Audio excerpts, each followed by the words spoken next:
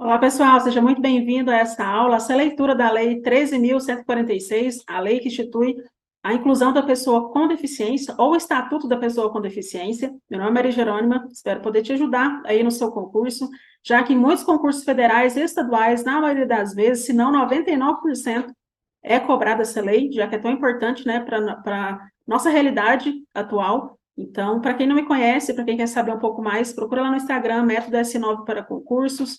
Eu vou deixar aqui também na descrição do vídeo. Se você ainda não me segue, começa já a seguir o canal, que sempre tem novidades para você que está aí no mundo dos concursos, que precisa ter realmente, uma direção, principalmente para você que está mais de 10 anos fora da escola, que tem dificuldade em encontrar material, como se direcionar, como começar a estudar, como ter disciplina, como deixar de procrastinar. Então, aqui é o lugar certo. Mas vamos lá para o que interessa, que é a leitura dessa lei, né? Eu vou explicar algumas coisas, vou dividir ela em algumas partes, tá? Já que são 30 páginas. Então, aqui a gente vai fazer parcialmente, mas não deixe de estudar, de fazer suas anotações, que é extremamente importante para a sua prova. Então, vamos lá. Artigo 1º. É instituída a Lei Brasileira de Inclusão da Pessoa com Deficiência, ou Estatuto da Pessoa com Deficiência, destinada a assegurar e a promover em condições de igualdade o exercício dos direitos e das liberdades fundamentais por pessoa com deficiência, visando a sua inclusão social e de cidadania. Ó, esse primeiro aqui, eu já fiz prova que caiu justamente essa definição, tá? Então, ela pode ser importante principalmente para você aqui, ó.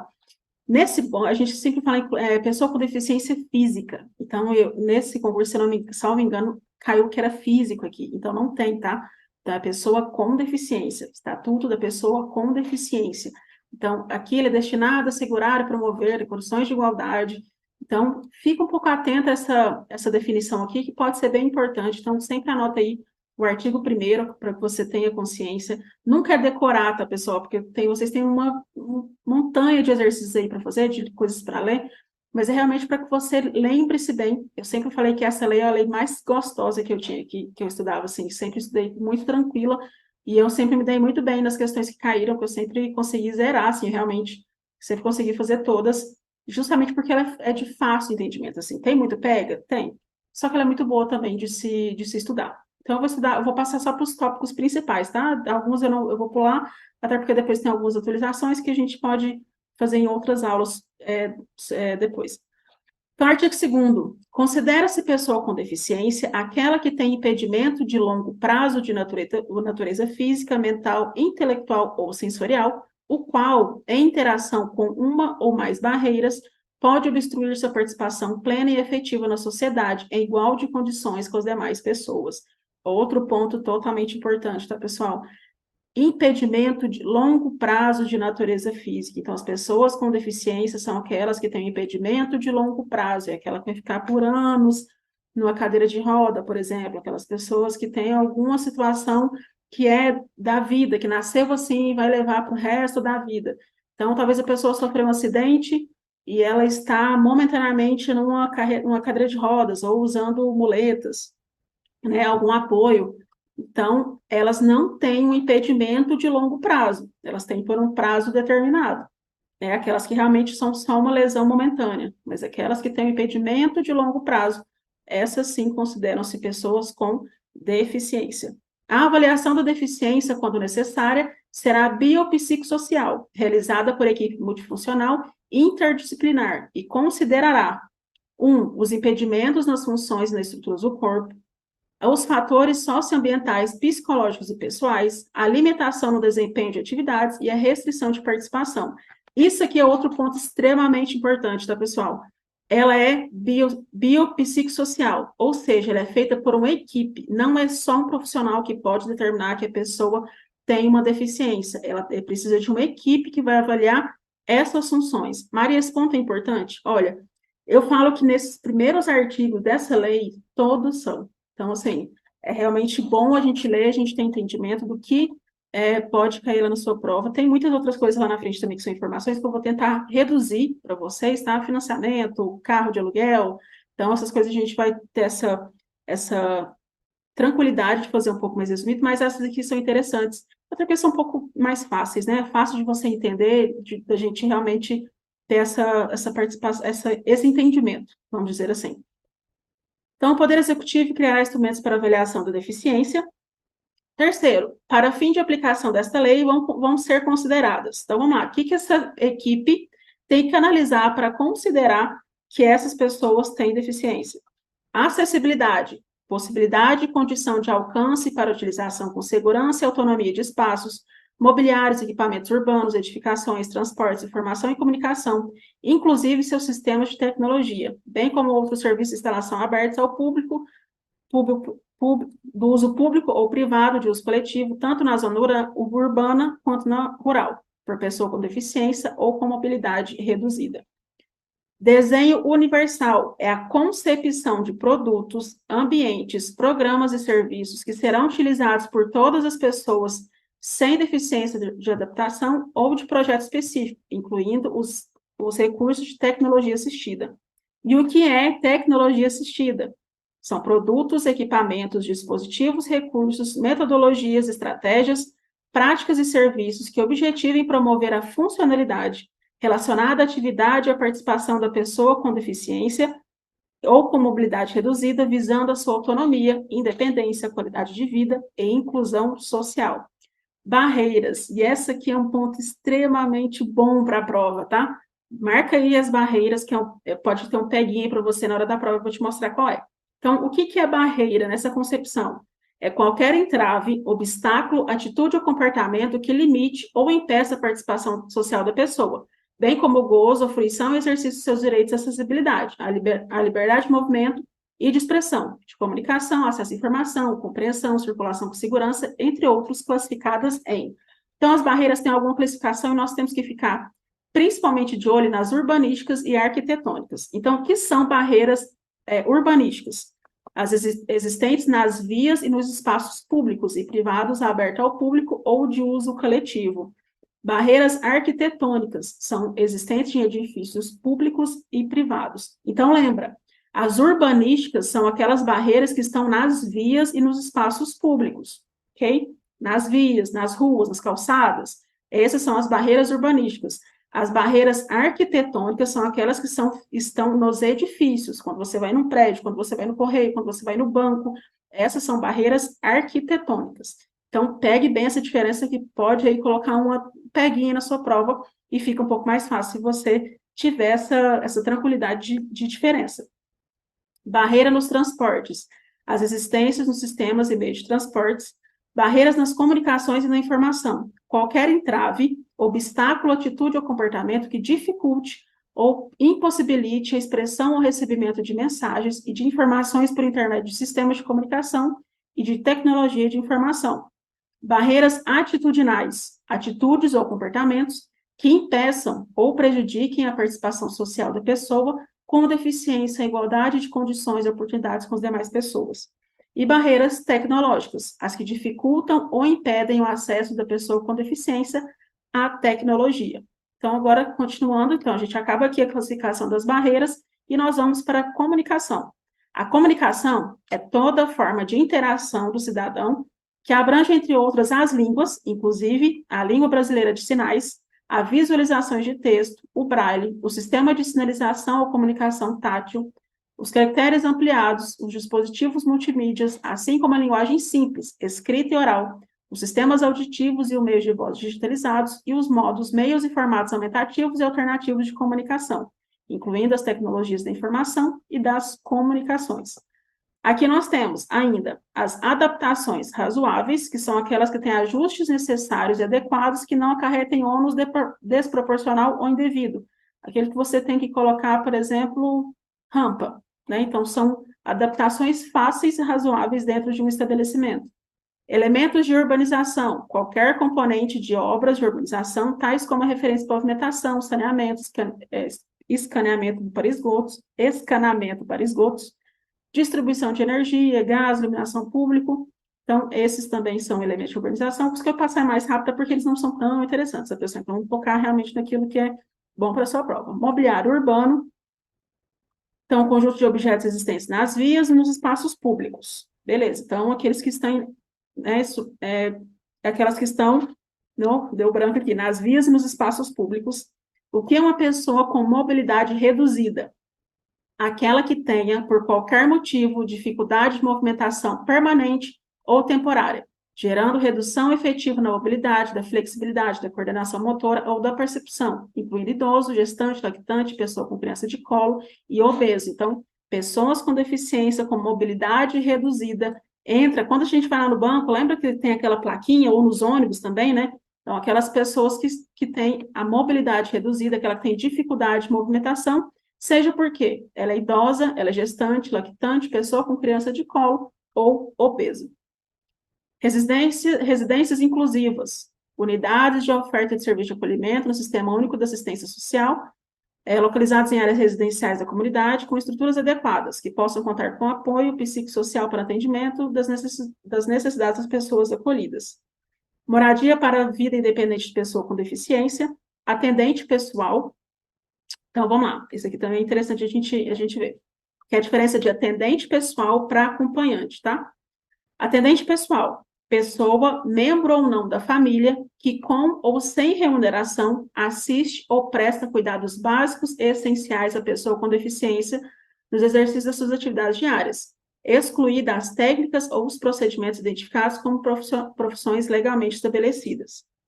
Profissional de apoio escolar, aquela pessoa que exerce atividade de alimentação, higiene, locomoção, que ajuda a criança ou a pessoa a estudar.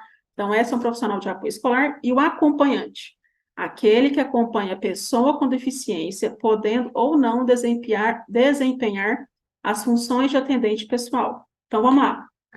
O atendente pessoal, ele pode ser da família, pode não ser. Ele pode ser remunerado ou pode não ser. É aquele que presta cuidados básicos com a pessoa com deficiência, aquela que realmente ajuda a pessoa a tomar banho, a se alimentar, a se locomover. Então, essa é uma pessoa que é atendente pessoal. O que é um acompanhante? É aquele que está acompanhando uma pessoa com deficiência. Então, vamos imaginar que eu tenho um filho com deficiência e eu faço todo o serviço de atendente pessoal. Eu cuido dele, eu alimento, eu levo o banheiro, faço a higiene pessoal, faço tudo. Então, eu tenho trabalho de atendente pessoal mesmo que eu não receba. E talvez eu poderia receber, e assim, mesmo assim, eu seria um atendente pessoal. Mas, por exemplo, exemplo, tá? Bem só para você ficar claro. Ele precisa ir ao banco e vem uma pessoa de fora, algum familiar ou não, para acompanhá-lo. Naquele momento, naquele ato, ele é um acompanhante dessa pessoa com deficiência.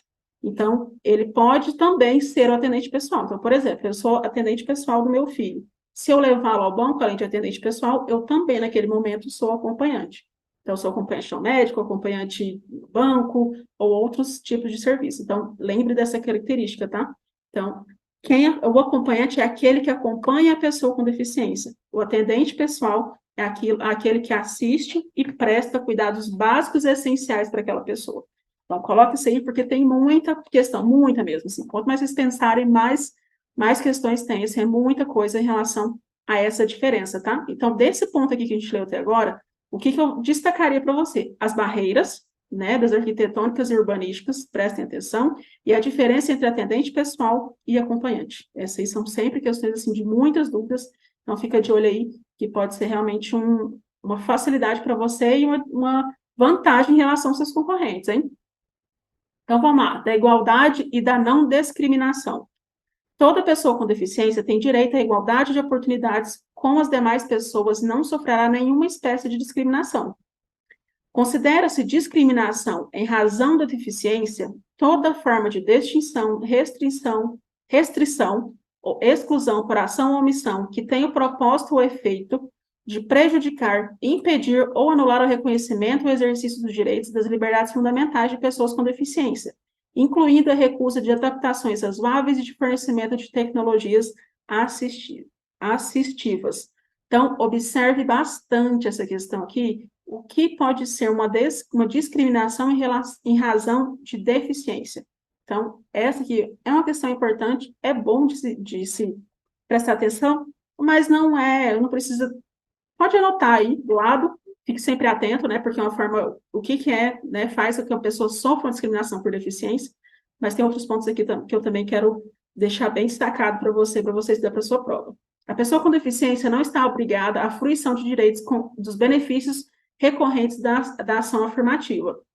A pessoa com deficiência será protegida de toda forma de negligência, discriminação, exploração, violência, tortura, crueldade, opressão e tratamento desumano ou degradante, dependente de quem seja, tá? Dependente que seja de familiar. Isso existe a proteção e para isso que existem os assistentes sociais que tomam conta dessa parte. E, claro, a sociedade também tem a obrigação de defender as pessoas com deficiência.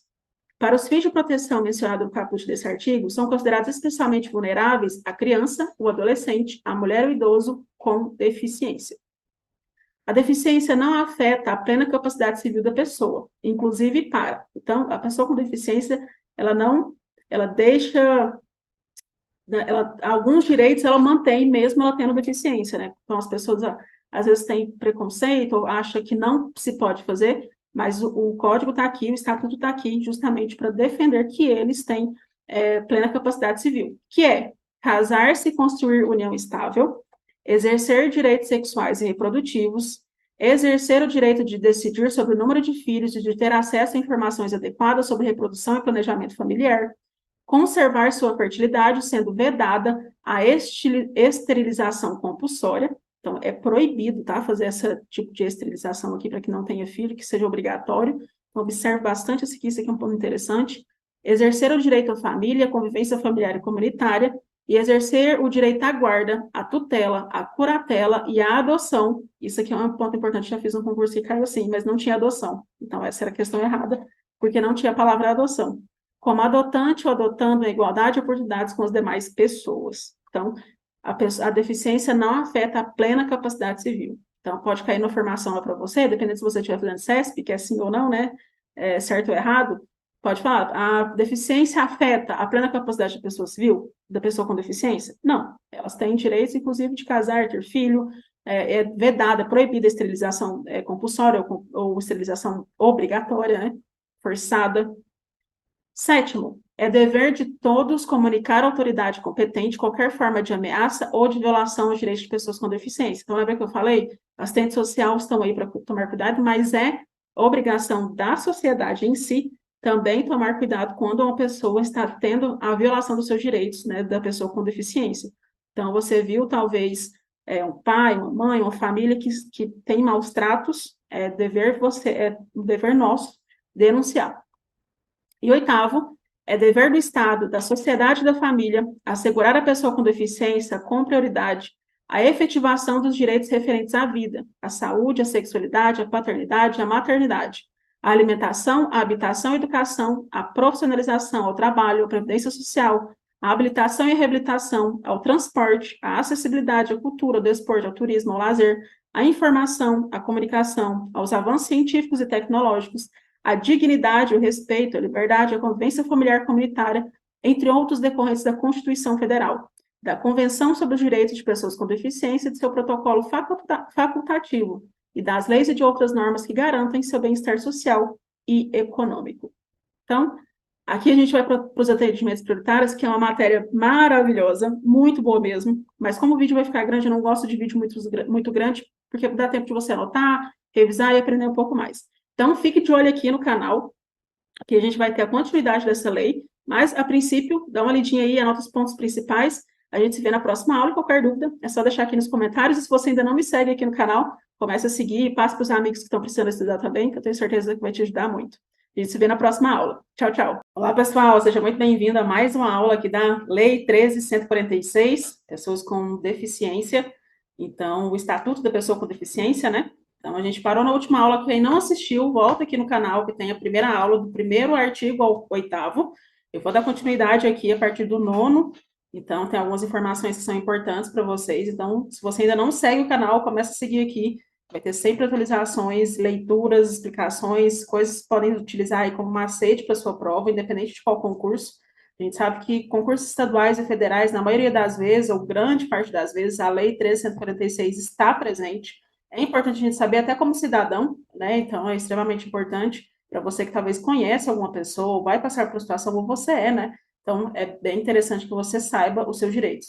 E aqui, pessoal, aqui é a Maria Jerônima, para quem não me conhece, mas eu estou aqui dando o meu parecer e a minha ajuda enquanto também estudante de concurso, estudei por muitos anos, dei aula por muitos anos, então eu venho aqui de uma forma para facilitar o entendimento. Talvez você leia e não consiga pegar algumas informações, ou você tem dificuldade em ler as leis propriamente ditas. Então, eu estou aqui realmente para facilitar a sua vida, mesmo que você esteja há mais de 10 anos fora da escola. Então, esse é meu lema. Fazer as pessoas entenderem que mesmo que elas estejam mais de 10 anos fora da escola, mesmo que elas estejam muita dificuldade, elas conseguem sim estudar para concurso público e conseguem sim passar e ter uma vida diferente. Então, vamos lá, sem conversas, tem delonga por aqui. Vamos lá, a partir do artigo 9º. A pessoa com deficiência tem direito a receber o atendimento prioritário, sobretudo com a finalidade de proteção e socorro em quaisquer circunstâncias, atendimento em todas as instituições e serviços de atendimento ao público, disponibilização de recursos, tanto humanos quanto tecnológicos, que garantam o atendimento em igualdade de condições com as demais pessoas, disponibilização de pontos de paradas, estações e terminais acessíveis de transporte coletivo de passageiros e garantia de segurança no embarque e no desembarque, acesso a informações e disponibilização de recursos de comunicação acessíveis, recebimento de restituição do imposto de renda, tramitação processual e procedimentos judiciais e administrativos em que for parte ou interessada em todos os atos e diligências. Então, vamos lá. Nesse aqui, a gente está falando que ele tem prioridade em atendimentos nesses casos. Então, quando você tiver um acidente, a pessoa com deficiência, ela tem que ter prioridade. Quando você vai nas instituições, no banco, hospital, tem até a plaquinha, né, atendimento prioritário, tem as senhas separadas para quem tem a deficiência. Então, essas são algumas vantagens, né, não podem ser vantagens, mas algumas formas de proteger e de ajudar as pessoas com deficiência. Mas, o que é interessante nesse artigo em si, para a sua prova? É esse aqui, ó, esse parágrafo aqui. Os direitos previstos nesse artigo são extensivos ao acompanhante da pessoa com deficiência ou seu atendente pessoal, exceto quanto disposto 6 e 7 desse artigo. O que eles te cobram, então? Lá no seu concurso, todas as pessoas que estão acompanhando ou que é atendente pessoal dessa pessoa com deficiência também têm direito prioritário a esses 5 primeiros aqui, ó. Ele tem atendimento de socorro, atendimento de todas as instituições, disponibilização de recursos que vão ajudar, disponibilização de pontos de parada, acesso à informação e disponibilização de recursos acessíveis. Ele só não tem direito a recebimento de restituição do imposto de renda e tramitação processual e procedimentos judiciais. O que pode vir na sua prova? Pode vir que eles têm direitos a todos os tópicos de atendimento prioritário, e não é. Isso aqui é muito fácil cair em concurso. Então, lembre-se, o atendente pessoal ou acompanhante, ele tem direito também a atendimento prioritário, exceto no sexto e no sétimo. Então, recebimento do imposto de renda e tramitação processual de procedimentos judiciais e administrativos em que for parte ou interessada em todos os atos e diligência. Ok? Então, esse aqui é o ponto mais importante. Então, digamos que esse parágrafo aqui, ó, é realmente aquilo que você tem que prestar atenção na hora da sua prova. Eu, particularmente, sempre gostei muito de fazer provas com essa lei. É muito bom de fazer. Depois que você lembra disso aqui, você pega os detalhes principais, gente, é muito bom. Então, a gente sabe que é uma facilidade para você tirar uma pontuação maior na sua prova. Então, fica de olho, sempre acompanhando as aulas, que eu tenho certeza que você vai se dar muito bem nessa prova, nessa matéria, né? No serviço de emergências públicos e privados, a prioridade conferida por essa lei é condicionada aos protocolos de atendimento médico. Então, lembrando que se, por exemplo, a pessoa tiver aquela prioritária vermelha, então sofreu um acidente, né, então eles podem ser condicionados, sim, à lei e protocolos do atendimento público. Então, fique tranquilo. Se a pessoa chegou lá com deficiência, mas tem um caso vermelho que é de extrema urgência, não tem problema, tá? Às vezes as pessoas querem denunciar, então também, nesse caso de serviço de emergência, ele tem que ser condicionado aos protocolos de atendimento. Direitos fundamentais, então, do direito à vida. Artigo 10º. Compete ao poder público garantir a dignidade da pessoa com deficiência ao longo da sua vida, de toda a sua vida. Parágrafo único. Em situações de risco, emergência ou estado de calamidade pública, a pessoa com deficiência será considerada vulnerável, devendo o poder público adotar medidas para sua proteção e segurança. Ok? Estado de alagamento, guerra, tá? Então, ela é considerada uma pessoa vulnerável e ela tem que ter prioridade no atendimento, né, na proteção. 11. A pessoa com deficiência não poderá ser obrigada a se submeter a intervenção clínica ou cirúrgica, a tratamento ou institucionalização forçada. Parágrafo único. O consentimento da pessoa com deficiência em situação de curatela poderá ser suprido, poder ser feito na forma da lei. Então, vamos lá. pessoas com situação de curatela. Curatela é uma proteção jurídica com a pessoa de 18 anos, que ela vai ser analisada por uma equipe com multiprofissionais, para mais fácil, outra palavra, mas esqueci, que eles utilizam para saber o quanto essa pessoa adulta, acima de 18 anos, tem a capacidade de tomar as decisões por si. Então, eles decidem o quanto ele pode optar ou opinar em relação à sua vida. Então, pode ser que a pessoa, se ela vai precisar de um apoio, e aí pode ser um familiar, um atendente, um marido, esposa, ou se não, se ele tem a capacidade de decidir por si. Se ele não tiver, ele precisa de um apoio, que pode ser família, pode ser amigos, pode ser o marido, a esposa, mas que estejam lá realmente nessa proteção judicial. Então, nesse caso, quando a pessoa está em estado de curatela, ela precisa ser feita com o máximo de capacidade que ela tem. Aqui a gente já fala, o consentimento prévio, livre e esclarecido da pessoa com deficiência é indispensável para a realização de tratamento, procedimento, hospitalização e pesquisa científica. Ou seja, a pessoa que está em curatela, se ela tiver 10% de capacidade de tomar atitude, de tomar uma decisão, ela tem que ser ouvida, tá? Só no caso da pessoa que não tem jeito, aí a pessoa que que é o apoio, que pode tomar, mas em caso da pessoa ter a capacidade de ter o mínimo de decisão, ela tem que ser ouvida. Em caso de pessoa com deficiência em situação de curatela, deve ser assegurada a sua participação, no maior grau possível, para obtenção de consentimento. Então, no maior grau possível que a pessoa pode disponibilizar. A pesquisa científica envolvendo pessoas com deficiência em situação de tutela ou de curatela deve ser realizada em caráter excepcional, apenas quando houver indícios de benefício direto para a sua saúde ou para a saúde de outras pessoas com deficiência, e desde que não haja outra opção de pesquisa de eficácia comparável com os participantes não tutelados ou curatelados. Ou seja, para que seja feita uma pesquisa científica, que se a pessoa estiver em tutela ou curatela, então tutela quando a pessoa tem um apoio total, né? Quando a pessoa tem a tutela e ela toma decisões pela pessoa com deficiência. Curatela é quando ela tem um pouco de participação. Então, ela só vai acontecer em casos assim, extremos, quando tiver muito indício que aquela pesquisa é importante para a saúde dele e que não existe mais nada que pode ser comparável com aquela pesquisa. Caso seja coisa assim, olha, essa aqui é a única opção que essa pessoa tem para entender, para melhorar, ou que pode ajudar outras pessoas com a mesma síndrome, com a mesma deficiência, aí sim é feito, mas é realmente muito difícil a pessoa que está em tutela ou curatela ter essa participação em pesquisa científica. Então, tem que ter uma comprovação muito alta que realmente ele está ali e que realmente é muito bom para ele, né? Que é indispensável, que não existe outra forma de ajudá-lo. 13. A pessoa com deficiência somente será atendida sem seu consentimento prévio, livre e esclarecido em caso de risco de morte e de emergência em saúde, resguardando seu superior interesse adotadas as salvaguardas legais e cabíveis. Então, a pessoa lá que está com deficiência, se ela negar o atendimento, mas se ela estiver correndo risco, né, de morte, ele pode ter emergência até o atendimento, porque uma das prioridades, né, do governo, do governo, da lei, é realmente resguardar a vida da pessoa com deficiência. Então, se ela estiver mesmo se ela não tiver o consentimento quando ela está inconsciente, por exemplo, não teve consentimento, mas se está correndo risco de vida, ela tem que ser atendida. Direito à habitação, habilitação e reabilitação. Também é uma coisa que gosta de cair muito em prova, tá? 14. O processo de habilitação e de reabilitação é um direito da pessoa com deficiência. Parágrafo único. O processo de habilitação e de reabilitação tem por objetivo o desenvolvimento de potencialidades, talentos, habilidades e aptidões físicas, cognitivas, sensoriais, psicossociais, atitudinais, profissionais e artísticas, que contribuem para a conquista e autonomia da pessoa com deficiência e da sua participação social em igualdade de condições e oportunidade com as demais pessoas. O processo mencionado no artigo 14 baseia-se na avaliação multidisciplinar das necessidades, habilidades e potencialidades de cada pessoa, observada as seguintes diretrizes.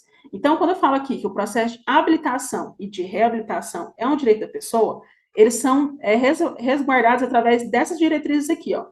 Diagnóstico e intervenções precoces, adoção de medidas para compensar perda ou limitação funcional, buscando desenvolvimento de aptidões, a atuação permanente, integrada e articulada de políticas públicas que possibilitem a plena participação social da pessoa com deficiência, Oferta de rede de serviços articulados, com atuação intersensorial nos diferentes níveis de complexidade para atender as necessidades específicas da pessoa com deficiência. Prestação de serviços próximo ao domicílio da pessoa com deficiência, inclusive na zona rural, respeitadas as organizações da rede de saúde no território local e as normas do Sistema Único, o SUS.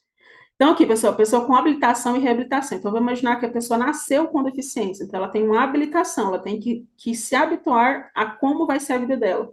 Ou, por exemplo, a pessoa está com deficiência visual, por exemplo. Então, é direito da pessoa ter acesso a formas de se reabilitar, ou de melhorar, de ter uma condição melhor, ou de se habituar com um novo estilo de vida. Então, eu lembro muito, eu morei em Uberaba, e lá tem o Instituto dos Cegos, que era assim, era extremamente maravilhoso, que eles deixavam eles serem, e acho que acredito que tem até hoje, e eles faziam com que eles fossem pessoas independentes, mostrando que ia ter casa, que ia ter trabalho, como andar na rua. Então, é uma forma de habilitação, né? Eles estão habituando a pessoa a conviver em sociedade.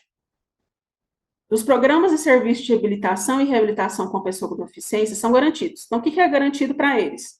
Organização, serviços, métodos, técnicas e recursos para atender as características de cada pessoa com deficiência, acessibilidade em todos os âmbitos, ambientes e serviços, tecnologia assistiva, tecnologia de reabilitação, materiais e equipamentos adequados e apoio técnico profissional de acordo com as especialidades de cada pessoa com deficiência, capacitação continuada de todos os profissionais que participam dos programas e serviços. Artigo 17º. Artigo 17. Os serviços do SUS e do SUAS deverão promover ações articuladas para garantir à pessoa com deficiência e sua família a aquisição de informações, orientações e formas de acesso às políticas públicas disponíveis, com a finalidade de propiciar uma plena participação social dessa pessoa com deficiência. Parágrafo único. Os serviços de que trata o caput desse artigo podem fornecer informações e orientações na área de saúde, de educação, de cultura, de esporte, lazer, de transporte, de previdência social, de assistência social, de habitação, de trabalho, empreendedorismo, de acesso ao crédito, da promoção, proteção e defesa dos direitos das demais áreas que possibilitem a pessoa com deficiência exercer sua cidadania. Então, nesse aqui, nós estamos falando, né, como as pessoas têm esse direito. E mais, que o SUS e o SUAS devem ter ações que vão informar para as pessoas quais são as garantias que eles têm, quais são os serviços que eles podem ter, né, na questão de previdência social, de empréstimos, de financiamento, de empreendedorismo, de acesso a crédito, promoção, o que eles podem fazer em relação à assistência social, o que eles podem ter de direitos, o que eles podem receber. Então, eles têm esse direito, realmente, a ter quais são os seus direitos de habilitação, reabilitação, o que mais, qual que é essa rede, o que essa rede disponibiliza para que ele tenha uma melhor condição de vida. Para não ficar muito grande, eu vou parar aqui, depois a gente começa aqui no direito à saúde, direito à educação é muito interessante, tem questão de plano de saúde, então tem algumas coisas que são muito importantes para essa prova, mas eu acredito também que essa lei a gente tem que ser vista aos poucos. Então, a gente está aqui fazendo aulas pequenas para você anotar, para você fazer algumas observações. Eu tenho certeza que fica mais fácil, sim, para que você compreenda. A gente se vê na próxima aula, eu volto aqui, né, para falar do restante, e que é uma lei, como eu disse, é muito boa de se estudar. Fica aqui, então, se você ainda tem alguma dúvida, realmente vai ter algumas outras aulas que são muito importantes para você. Se você ainda não segue o canal, começa a seguir aqui, porque todos os dias vão ter novidades para você que está aí nesse mundo de concurso, mesmo que você esteja mais de 10 anos fora da escola, eu vou te provar que você consegue sim estudar, que você consegue sim passar e mudar a sua vida e a vida da sua família. A gente se vê na próxima aula. Tchau, tchau.